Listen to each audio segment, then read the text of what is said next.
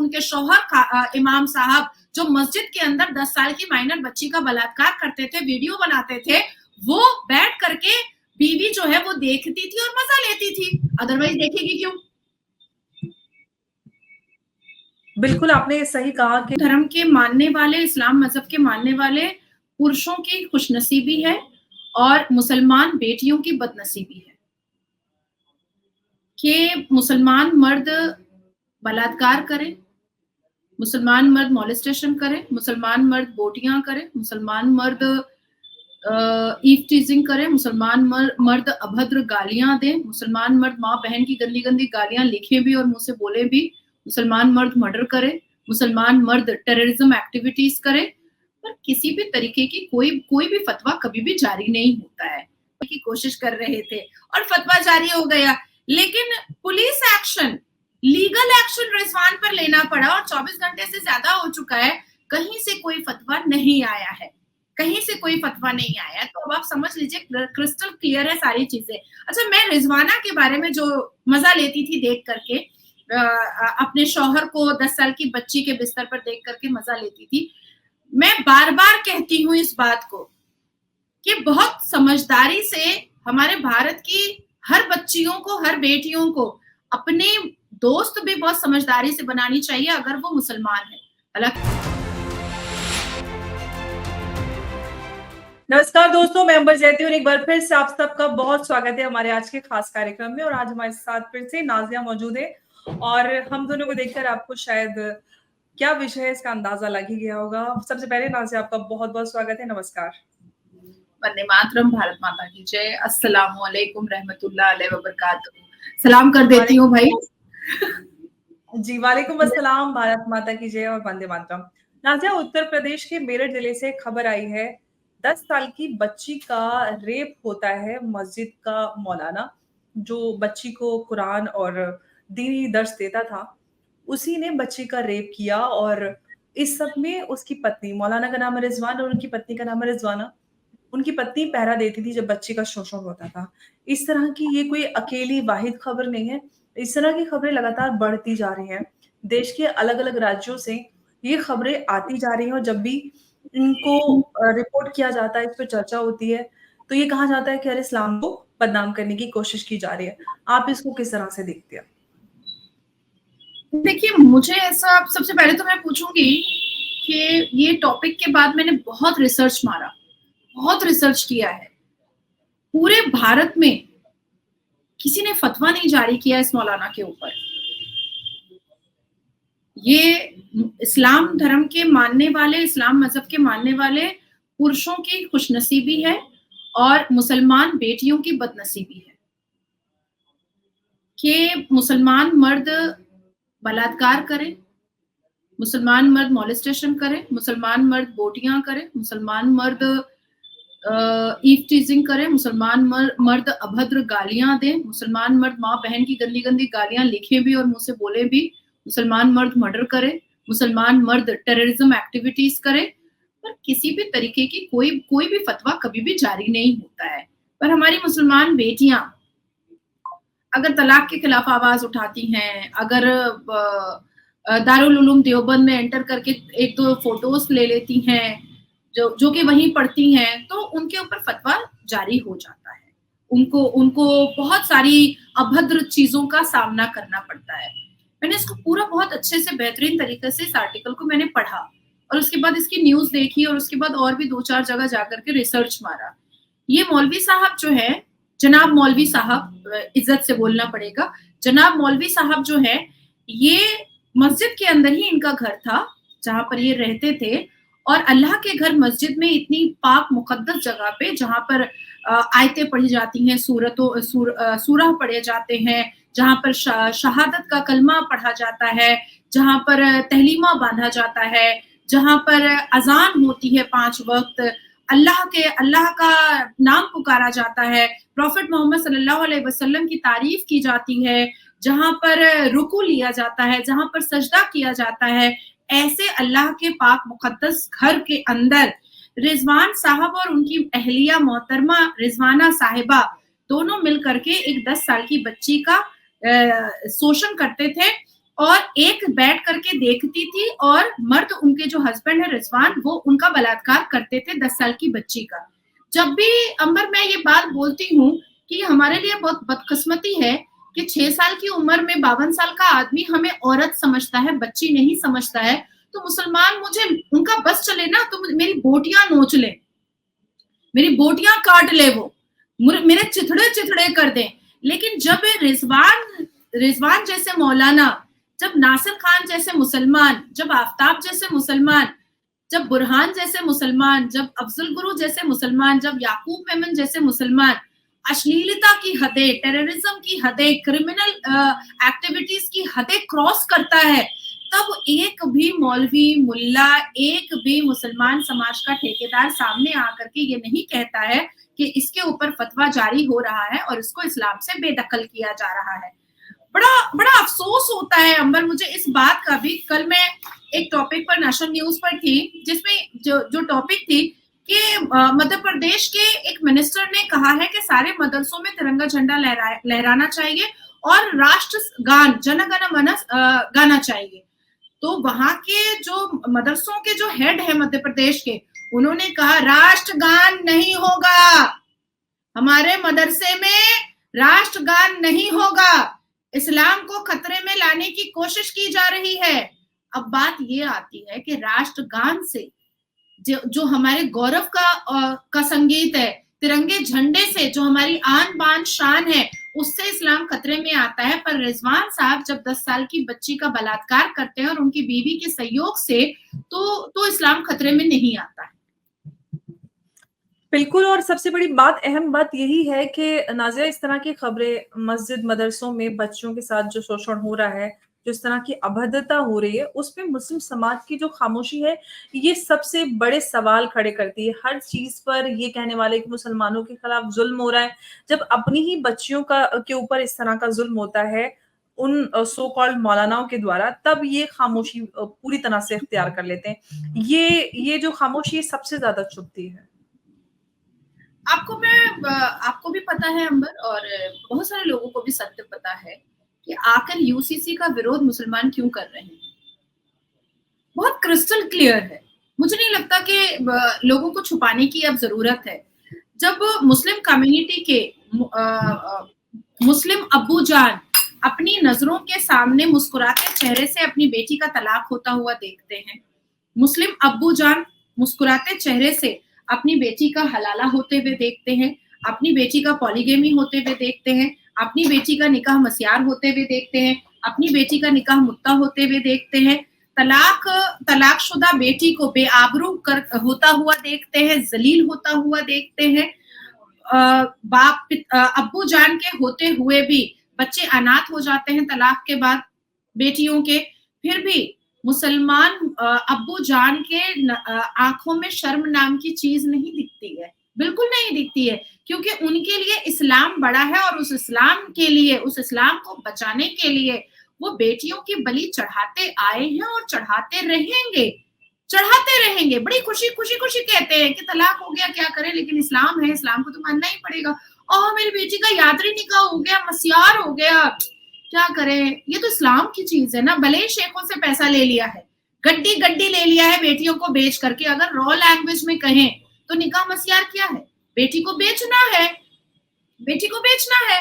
लेकिन उसको इस्लाम के जस्टिफिकेशन पर बड़े आराम से नीपा पोती करके ये सारे मुसलमान दाढ़ी टोपी वाले आराम से बैठ जाते हैं टीवी चैनलों पर और इस्लाम की वाहवाही तो ऐसे करते हैं जैसे लगता है कि ये एक वाहिद मजहब है जिसमें कोई कुरीति कभी नहीं हुई है, जिसमें कोई पाप कभी नहीं हुआ है, जिसमें कोई क्राइम कभी नहीं हुआ है, जिसमें कोई अश्लीलता कभी नहीं हुई है। जबकि हर वक्त हम यही देख रहे हैं कि फलाना मौलवी साहब ने 5 साल की बच्ची का रेप कर दिया, फलाना मौलवी साहब ने 10 साल की बच्ची का रेप कर दिया, फलाना इमाम साहब ने लड़के के साथ अनल सेक्स कर दिया। हम यही सुनते आ रहे हैं।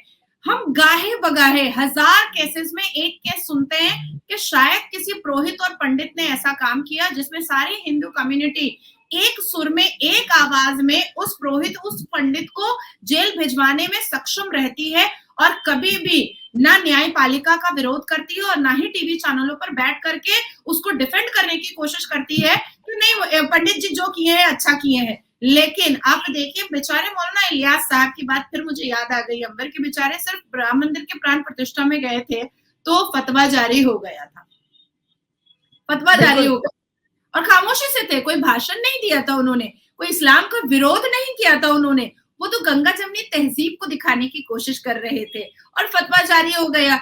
लेकिन police action, legal action Rizwan पर लेना पड़ा और 24 घंटे से ज्यादा हो चुका है, कहीं से कोई फतवा नहीं आया है, कहीं से कोई फतवा नहीं आया। तो अब आप समझ लीजिए क्रिस्टल क्लियर है सारी चीजें। अच्छा, मैं रिजवाना के बारे में जो मजा लेती थी देख करके, अपने शौहर को 10 साल की बच्ची के बिस्तर पर देख करके मजा लेती थी।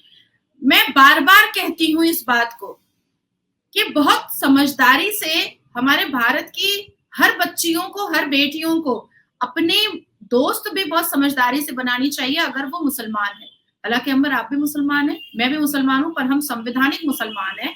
हम इस राष्ट्र से, इस भूमि से बहुत मोहब्बत करने वाले और हमेशा कुरीतियों को हमने आवाज ऊंची की है। लेकिन मैं इस देश की सनातनी बेटियों को बताना चाहती हूँ कि अगर कोई मुसलमान महिला फ्रेंड बना रही हो तो भी सोच समझ करके बनाओ, क्योंकि उस महिला फ्रेंड में यासीन मलिक की दोस्त भी हो सकती है जिसके ऊपर 30 साल के बाद यूएपीए लग सकता है। उस महिला फ्रेंड में आरफा खानम शिरवानी भी हो सकती है, उस महिला फ्रेंड में मुस्कान भी हो सकती है, उस महिला फ्रेंड में मुस्कान भी हो सकती है, भले ही वो हिजाब में हो, लेकिन अलकायदा के चीफ का समर्थन मुस्कान के पास होता है। मुझे ऐसा लगता है कि सिर्फ जिहादी नहीं होते हैं मुस्लिम कम्युनिटी में, जिहादने भी होती हैं और जितनी ज्यादा वो ढकी छुपी और नॉर्मल जिंदगी का दिखावा करती हैं, आप याद रखिए कि उसकी जिंदगी में उतना ही हलचल और उतना ही गहराई होती है। मुस्कान को जब हमने पहली बार अंबर टीवी स्क्रीन पर नारे तकबीर अल्लाह अकबर बोलते हुए देखा था तो हमें क्या लगा था कि बहुत नॉर्मल लड़की है, बहुत नॉर्मल लड़की है। फर्स्ट इंप्रेशन यही आया था। लेकिन जैसे जैसे उसके सोशल साइट को देखा हमने, जैसे जैसे उसके इंस्टाग्राम को देखा हमने, जैसे जैसे उसकी सारी चीजें बाहर निकलती हुई आई और जब अलकायदा के चीफ का समर्थन उसके लिए आया तब बहुत चीजें क्लियर हो गई कि ओ भाई साहब, मुस्कान साहिबा तो जिहादन है, हिजाबन भी है और जिहादन भी है। भले ही वो अपनी पर्सनल लाइफ में जीन्स भी पहनती हैं, साड़ी भी पहनती हैं, फेयरवेल में उद्दमबाजी भी करती हैं और कजरारे नैना पर नाचती भी हैं साड़ी पहन करके अपनी पर्सनल लाइफ में मुस्कान।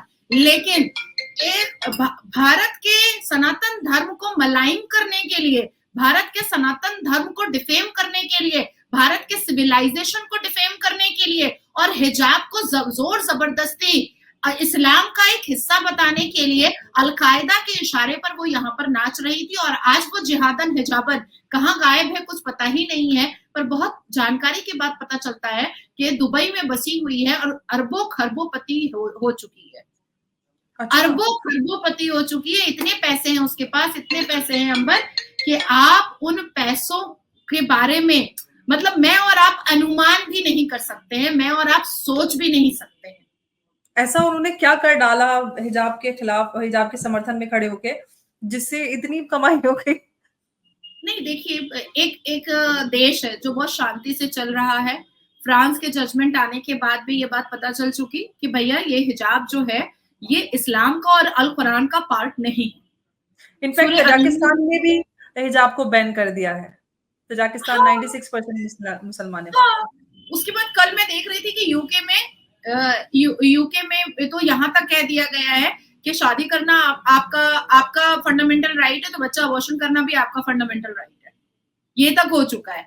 उसके बाद फिर आप देखिए, मैं आबू धाबी जाती हूँ, मैं बहुत सारी जगहों पे दुबई जाती हूँ, मैं अरब जा चुकी हूँ, तो इतने मुस्लिम कंट्रीज में जाने के बाद मुझे तो ये समझ में आया कि सबसे ज्यादा इस्लाम के मानने वाले तो हमारे भारत में ही भरे पड़े हैं। इस्लामिक कंट्री जहाँ पर मक्का मुअज्जमा और मदीना मुनव्वरा है, जहाँ पर हज और उम्रा होता है, वहां तो स्विमिंग कॉस्ट्यूम में वहां पर तो कैटवॉक हो रहा है और फैशन शो हो रहा है। यहाँ तक के मोहम्मद बिन सलमान साहब, यूएई ने ताजा खबर है महिलाओं को अबॉर्शन का अधिकार दे दिया है। हाँ एग्जैक्टली, अभी एक लेटेस्ट खबर है, बिल्कुल 4 महीने से अगर कम की प्रेगनेंसी है तो आप टर्मिनेट कर सकते हैं, महिला को अधिकार है। जी। देखिए, बेसिकली ये लोग जानबूझ करके ये रिजवान जैसे, अगर अभी देखिए इसका तो एक एक करके पंक्तियां खुलेंगी, ये भी बहुत बहुत बहुत बोला होगा हिजाब के समर्थन में, मदरसे के समर्थन में, ये बहुत बोला होगा, एकदम लेकिन एक्सट्रीम लेवल पे बोला होगा। एक सवाल मैं आपसे करना चाहती हूँ, वो ये कि हम जब भी बच्चियों की, लड़कियों की, बेटियों की सुरक्षा की बात करते हैं, तो चाहे कोई कितना भी करीबी पुरुष हो, उस पर महिलाएँ अपनी बच्ची की सुरक्षा को लेकर इतनी जल्दी भरोसा नहीं करती हैं। महिलाओं पर लोग भरोसा कर लेते हैं कि अरे महिला है, महिला है। अगर बच्ची को मस्जिद में कुरानी की शिक्षा के लिए माँ-बाप ने भेजा होगा, तो यही सोच के भेजा होगा कि मौलाना या पुरुष कोई अकेला नहीं है, उसकी पत्नी भी है, उसकी मौजूदगी में बच्ची सुरक्षित रहेगी, बच्ची के साथ ऐसा कुछ नहीं होगा। एक महिला के अंदर इस तरह की मानसिकता कैसे आती है कि एक मासूम बच्ची का शोषण होते हुए खुद देखती थी और उसकी पहरेदारी भी करती थी? अमर, इसके तीन तरीके से मैं इसको आपके व्यूअर्स को समझाऊंगी। पहला, हुँ। कि लानत है उस मुसलमान माँ-बाप पर जिनको दीनी तालीम के लिए अपनी बच्ची को मदरसे भेजना पड़ रहा है, या किसी और मौलवी या इमाम के पास या कारी या मुफ्ती के पास भेजना पड़ रहा है। लानत है उस मुसलमान माँ-बाप पर। मैं और आप, कुछ भी पूछा जाए अल कुरान से, सही अल बुखारी से, हम लोग फर्राटे से बताते हैं और लोग जानते भी हैं इस बात को। हम तो नहीं गए मदरसा, हम तो किसी मौलाना इमाम से नहीं पढ़े। हमें तो हमारी माँ ने हमारे घर में बैठ करके पढ़ाया है। जब एक मुसलमान माँ-बाप जो ये दम भरता है कि वो इस्लाम का मानने वाला है और वो अपने ही पैदा किए हुए बच्चों को दीनी तालीम देने के काबिल नहीं है, तो वो चिटिंगबाज मुसलमान है। पहली बात हो गई। दूसरी बात हो गई कि ये जो लड़की का फंडा जो बोला जाता है कि महिला है उस घर में तो मेरी बेटी सिक्योर रहेगी। भाई, मुसलमान महिलाएं फोरसम करने पे बिलीव करती हैं, तभी तो एक मर्द की 4 बीवियां बन जाती हैं। मुसलमान महिलाओं को फोरसम बहुत पसंद आता है। कभी आवाज उठाया है? हम आप आवाज उठाते हैं तो उसमें हजारों आवाज जुड़ती है जो नहीं पसंद करती है। पर क्या भारत में मान लीजिए 20 करोड़ मुसलमान की आबादी है, 20 करोड़ मुसलमान की आबादी इस भारत में है, जो हमेशा छाती पीटा जाता है। अब 72 फिरके के 20 करोड़ के मुसलमान की आबादी में हम मान लेते हैं कि 7 करोड़ महिलाएं हैं, मुस्लिम महिलाएं हैं। क्या 7 करोड़ मुस्लिम महिलाओं ने कभी भी एक सुर में, एक आवाज में ये कहा कि पॉलीगेमी इमीडिएट बंद करना चाहिए, हम ये नहीं होने देंगे? एक आवाज में कभी कहा हलाला बंद होना चाहिए, हम नहीं होने देंगे? हम 7 करोड़ महिलाएं, जो मैं एक नॉर्मल परसेंटेज ले रही हूँ, हम 7 करोड़ भारत की मुसलमान महिलाएं इस बात का विरोध करते हैं। सर्वोच्च न्यायपालिका को सुओ मोटो एक्शन लेकर के इस पर एक्शन लेना पड़ेगा और इमीडिएट पॉलीगेमी हलाला बंद करना पड़ेगा। नहीं, नहीं आती है 7 करोड़ महिलाएं सामने। 7 करोड़ तो छोड़िए, 7 लाख भी नहीं आती है।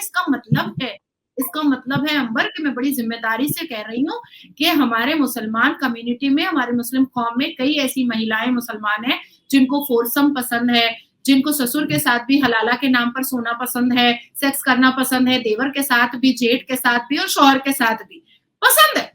क्यों हमें तो नहीं पसंद? और हमारे साथ ये चीजें हुई भी नहीं, पूरे खानदान के साथ नहीं हुई, लेकिन फिर भी हम जब दूर से सुने और ऐसे केसेस को देखे तो हमने तुरंत एक एक्शन लिया और लीगल एक्शन लिया, under the barricade of law लिया कि इसको बंद होना चाहिए। ये तो घिनौनी चीज है, ये तो अश्लीलता वाली चीज है। तो हमें जो चीज बुरी लग रही है वो लग रही है, लेकिन आखिर 7 करोड़ मुसलमान महिलाओं को इस भारत में क्यों नहीं बुरी लग रही है? इसका मतलब है कि एक परसेंटेज मुसलमान महिलाओं का है जो इस अश्लीलता को पसंद करता है, और उसी परसेंटेज में रिजवाना आती हैं कि उनके इमाम साहब, उनके शौहर इमाम साहब जो मस्जिद के अंदर 10 साल की माइनर बच्ची का बलात्कार करते थे, वीडियो बनाते थे, वो बैठ करके बीवी जो है वो देखती थी और मजा लेती थी, अदरवाइज देखेगी क्यों? बिल्कुल, आपने सही कहा कि अगर वो पहरेदारी कर रही है और देख रही है तो कहीं न कहीं समर्थन पूरा हासिल है, या उनको पता नहीं इसके पीछे क्या-क्या उद्देश्य है, मानसिकता है। लेकिन नाज़िया, जो बात आपने कही कि मुस्लिम महिलाएँ, जो इनजस्टिस होता है धर्म के नाम पर, उसको कहीं न कहीं खुद ही उसकी पैरोकारी करती नज़र आती हैं। ये जो मानसिकता है महिलाओं को सही गलत गलत का फ़र्क बताना, समझाना, ये कैसे मुमकिन हो पाएगा भारत जैसे देश में? क्योंकि अरब के जो मुल्क हैं वो तो बदल रहे हैं, भारत रिवर्स में जा रहा है, ख़ास तौर से मुस्लिम समाज। देखिए अरब जो रिफॉर्मेशन की तरफ आगे बढ़ रहा है उसका सबसे बड़ा पॉजिटिव रीजन ये है कि अरब के कानून, इस्लामिक कानून बहुत सख्त है और जिसमें कोई इफ एंड बट नहीं है, कोई इफ एंड बट नहीं है।